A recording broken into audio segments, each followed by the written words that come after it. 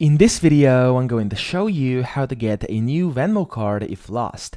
Now, in case you've lost your Venmo credit card, what you can do is the following. So over here, you want to go to their website, which is venmo.com, and then you want to go to Help Center, which is top over here in the middle around, and you want to click on there.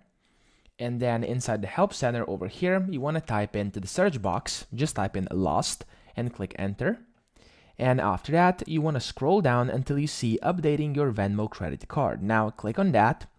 And from here, of course, they're going to tell you in case you were using their app, you can just go to the Venmo credit card section inside the app and then the cards tab and then tap replace stolen, lost or damaged card. And from there, you'll be able to get a new one. However, if you don't want to do that, this number over here is going to be your best friend. So basically, this is the support number on the back of your Venmo credit card. It's 855-878-6462.